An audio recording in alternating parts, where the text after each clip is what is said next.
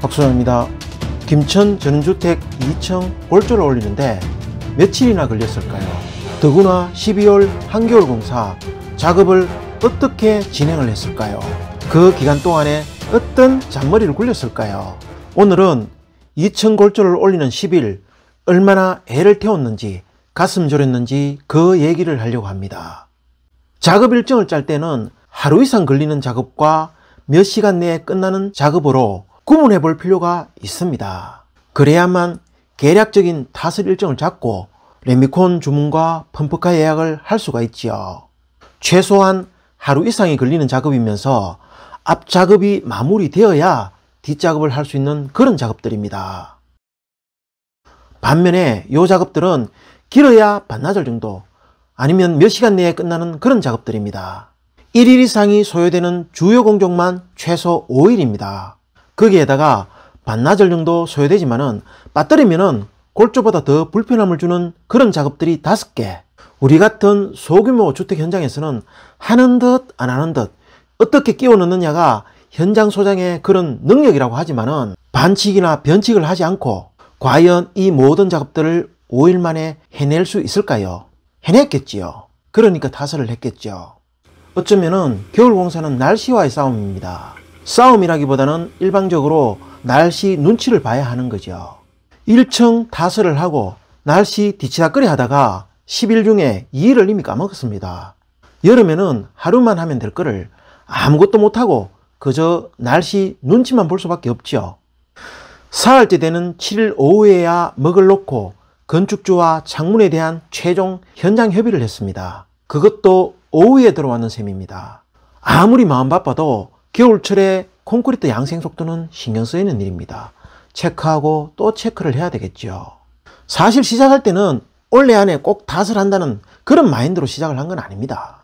하늘이 허락한다면 타설한다는 그런 정도의 마음. 하지만은 올해 안에 타설을 하면 더 좋겠죠. 1일째 네모도와 외벽 외부 거푸집을 1층 타설 후 4일째 되는 8일 시작을 했습니다. 본격적인 2층 골조 작업으로 보면은 1일차가 되는 셈입니다. 14일을 타설을 위한 D대로 본다면은 이제 겨우 5일 남았네요. 2일째 되는 9일은 벽체 철근을 위한 배건을 했습니다. 철근을 2층으로 올리는 일은 작업 효율을 위해서 크레인을 사용했죠. 하는 김에 내부에 부착할 폼도 같이 올렸습니다. 내부의 작업 공간이 협소해서 많이 불편하기는 할 겁니다. 그래도 어쩔 수 없죠 뭐.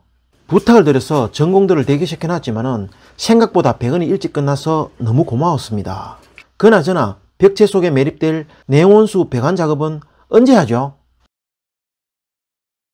작업 3일차 한쪽에는 내벽 폼을 세우고 한쪽에는 배관 작업을 하고 난리가 났네요. 제가 날씨의 눈치를 보는 동안에 설비전기는 철근팀, 형틀팀 눈치를 보면서 일을 해야 합니다. 작업이 겹치면은 작업자들 간에 충돌이 생길 수도 있고 작업 효율도 많이 떨어지겠죠. 아마도. 사실 날씨 때문에 비상이 걸린 거는 이날이었습니다. 완전 비상 걸렸죠. 날씨 데이터 보십시오. 이 정도면은 14일 타설은 물론 올해 타설도 포기해야 될 그런 상황입니다. 11일부터는 일할 수 있는 날이 일기예보만 봤다면 13일 하루밖에 없습니다. 비가 오든가 아니면 너무 춥든가. 아마 이 상황에서 대부분 일반 관리자들이라면 올해 타설은 포기를 했을 겁니다. 그런데 저 곽 소장은 포기하지 않았습니다. 14일 무조건 타설해야 된다. 야간 작업을 해서라도 해야 된다. 비 오면 천막 쳐드릴게요. 설득하고 협박을 했습니다. 못 칠 때 못 치더라도 하는 데까지 해보자. 이렇게 틈을 주는 순간에 14일 타설은 물 건너가는 거죠. 제 속도 모르고 12일 하루 종일 비가 내렸습니다. 그것도 10일 아침까지 온답니다. 2층 상판 작업, 단열재 깔기, 지붕 철근, 배건, 그리고 조명, 배선관 공사까지 22평 공간에 작업자들만 많이 투입을 한다고 되는 일도 아니고 시간이 필요한 일이죠. 통상 이 정도 일이라면은 요 네 공정만 최소 4일 이상의 공기가 필요합니다. 결론적으로 말하면은 14일 타설을 했으니까 이틀 만에 이 모든 작업들을 해냈다는 얘기죠. 어떻게 해냈을까요? 어떤 반칙이라도 썼을까요? 4일째 우선 비가 오더라도 대기 비용을 준다고 얘기를 하고 아침에 무조건 형틀 목수들을 출근하라고 협박을 했죠. 하늘이 도왔는지 아침에 비가 그쳤습니다. 자재는 물을 먹어서 무겁지, 바닥은 미끄럽지. 형틀 목수들은 아마도 무지하게 일하기가 싫었을 겁니다. 어쨌든 13일 철근 배근을 하기 위해서는 야간 작업을 하든 새벽 조출을 하든 간에 단열재는 깔아놔야 됩니다. 단열재와 철근 배근을 해야 하는 상판 작업은 밀어붙이면서도 파라펫 그 부집 작업은 내일 조금 일찍 나와가지고 진행을 하자, 그렇게 미뤄놨죠. 철근팀에게는 내일 2시 이전에 철근 배근이 마무리될 수 있도록 철근공 인원 배정을 부탁하고 또 부탁을 해놨습니다. 5일째, 철근공은 철근공대로, 평소보다 2배나 더 들어온 형틀공은 형틀공대로. 내일 타설을 위해서 현장은 완전히 전쟁터가 되었습니다. 한쪽에서부터 배근 작업을 진행 중인데 저 끝쪽 처마 돌출 부분에는 상판 작업하고 있네요. 공정이 저렇게 겹쳤어야 누가 보더라도 현장 관리 완전 개판입니다. 철근 배근 작업이 끝나자마자 대기하고 있던 전공들이 작업을 진행을 합니다.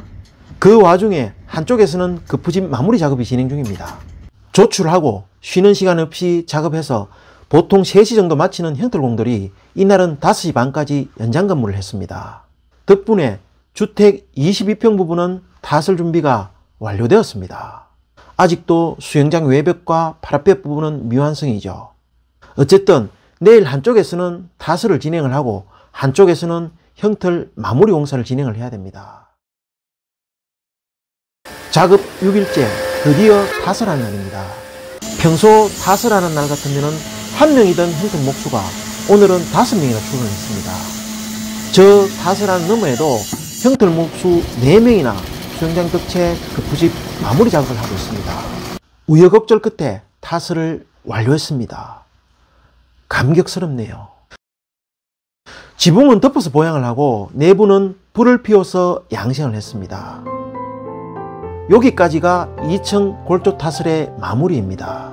다행히 다음날 아침 최저 기온이 영상 8.4도입니다. 양생 정말 잘 되겠네요. 끝까지 시청해 주셔서 감사드립니다. 좋아요 한번 부탁합니다.